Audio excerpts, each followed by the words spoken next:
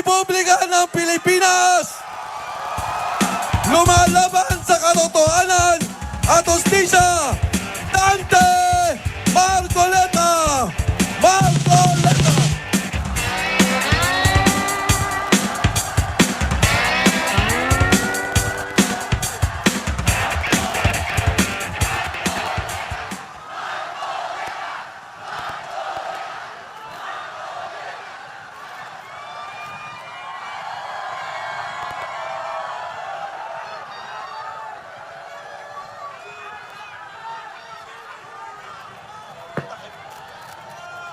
Magandang gabi po sa ating lahat.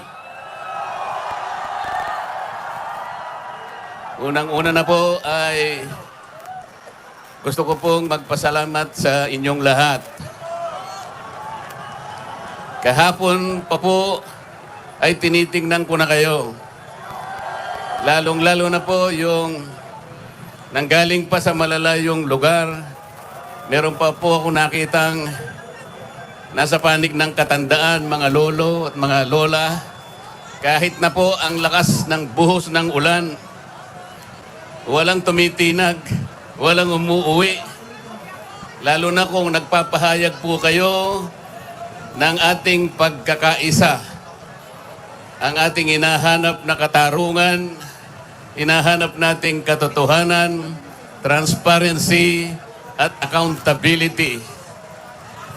Salamat po sa lahat ng mga kapatid sa Iglesia ni Cristo.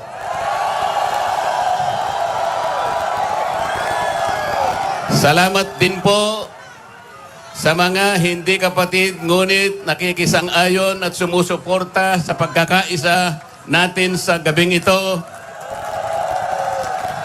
Ang iba po ay mga kakilala ko, yung iba po ay hindi ko man kakilala, ngunit nagpahayag po sila ng pagsuporta at pagmamahal sa ating bansa at sa ginagawa natin ngayon. Hindi na nga po sana ako pupunta dito. Kasi baka akalain po nung iba, ako pa po yung nag-i-instigate, hindi po. Ang palagi ko pong ginagawa, kagaya ng palagi kong sinasabi, ay kailangan maipakita natin kung ano ang tunay at tapat na paglilingkod ng isang public servant sa pamahalaan.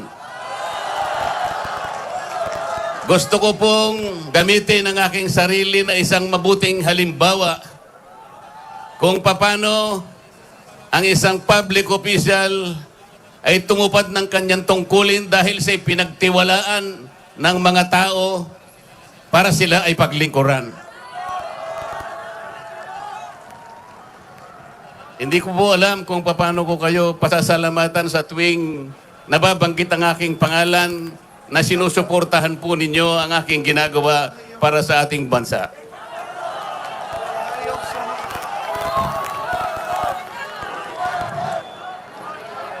Pangalawang araw na po ito, ngunit hindi ko nakikita sa mukha ninyo ang kapaguran.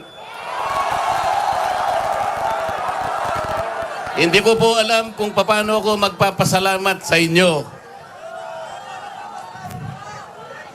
Kung magagawa ko lang, napuntahan ko kayong isa-isa para yakapin ko kayo.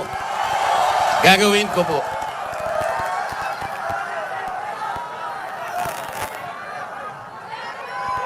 Naisip ko nga, magdadala na lang ako ng hopya.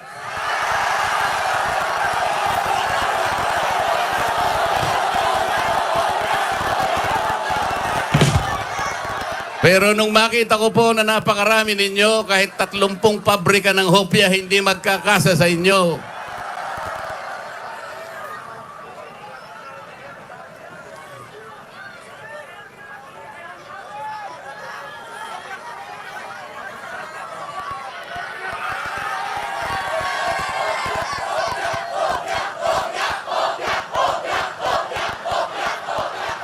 Bakit nilulunod ang pag-iimbestiga sa flood control scam? Bakit si Marcoleta ang ikukulong, kayo ang mandarambong?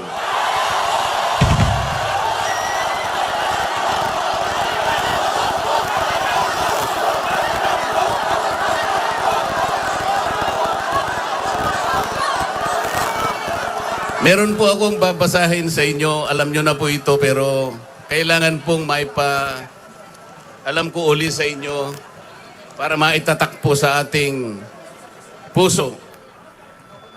Ang babasahin ko po sa inyo ay yung pambungad o yung preambulo ng ating saligang batas. Ito po ang kauna-unahan, ito ang pambungad, ito yung panimula. Kung tawagin natin sa English ay preamble. Ito po ang sama-samang isinulat ng bawat isang Pilipino noong ang ating saligang batas ay ating pinagtibay. Babasahin ko po.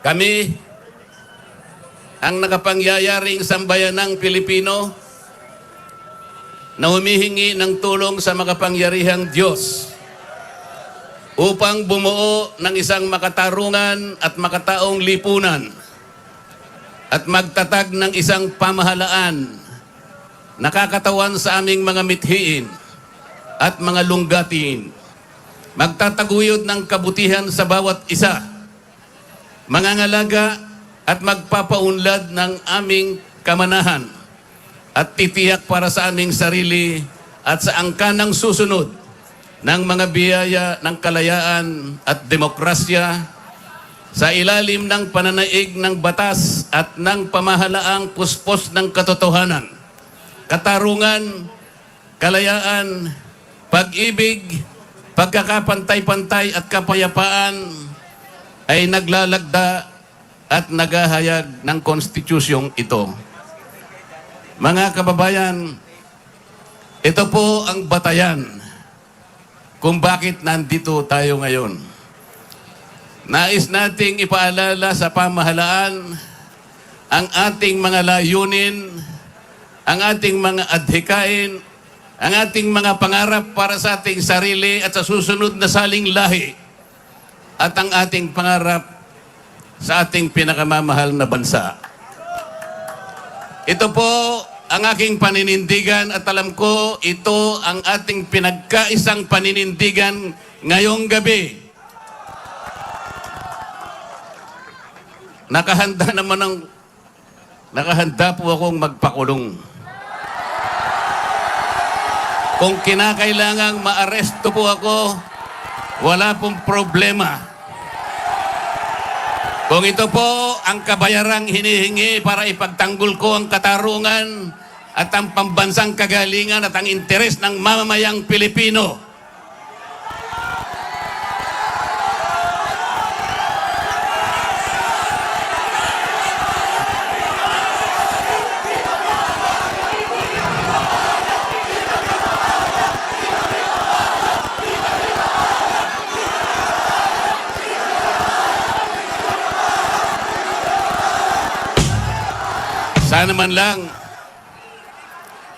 Sana man lang may ninakaw ako.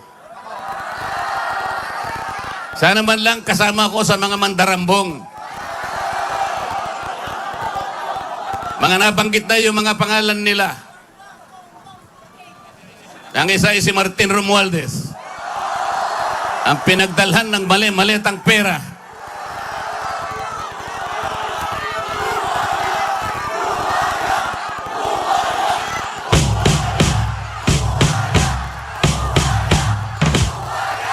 Ako po ang ibinibintang nila sa akin ay salaping pantulong para sa kampanya para ako ay manalong isang senador.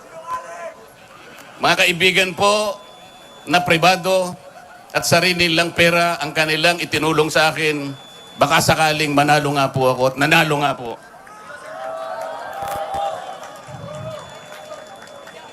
Hindi ko na po ipaliliwanag ang technicality kung paano nila inimbento ang isang gawa-gawang asunto laban sa akin. Tingnan po ninyo kung sino pa yung nagtatanggol at tumutulong para sa ganon, matukoy natin kung sino ang may kagagawan ng pinakamalawak, pinakagarapal na pandarambong sa kabambayan.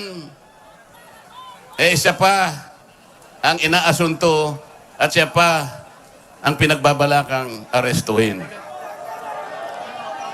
Hindi ba katungkulan ng ombudsman ang sila ang humanap, umusig, at parusahan ang lahat ng may kagagawan nito?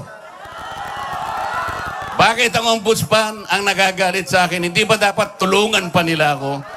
Sapagkat iisa ang layunin namin. Ginawa po nilang politika ang lahat ng ito. Ang mga asunto po na sinampa laban sa akin ay nagsasaysay ng kwarta. Pero hindi nagbabanggit ng korupsyon. Nagsasaysay ng halaga, ngunit hindi binabanggit ang ill-gotten wealth. Ipinipilit na iugnay ang public office, ngunit walang binabanggit na abuse of public office. Naglulubid ng mga chismis, ngunit walang ebidensya. Naglulubid ng naratibong pampolitika, ngunit walang binabanggit na elemento o sangkap sa mga krimen na kanilang gawa-gawa. Yun po ang nakapagbibigay po ng malaking kalapastanganan sa ilalim po ng mga batas na umiiral sa ating bansa. Hindi ba sinabi natin, bawal ang bend the law?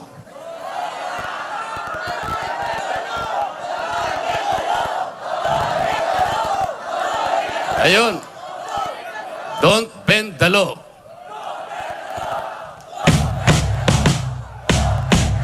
Paano naman kasi? Isa naman kasama ko doon sa bulwagan sa Senado, bigla na lang nagsalita. Sometimes you have to bend the law to be able to please the people.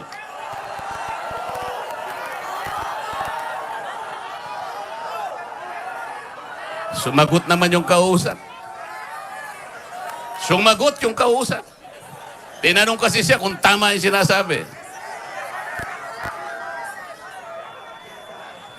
Ang sabi niya, yes sir.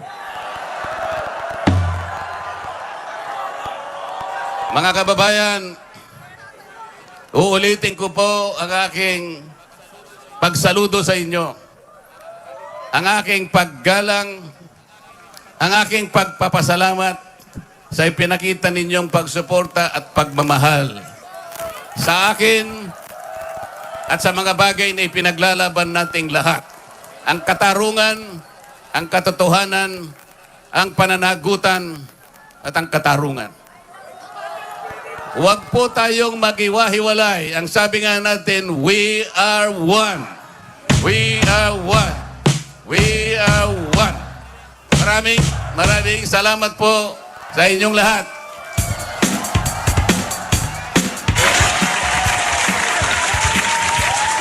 Sampung palakpak para kay Senator Marcoleta. Dagdagan pa natin because we are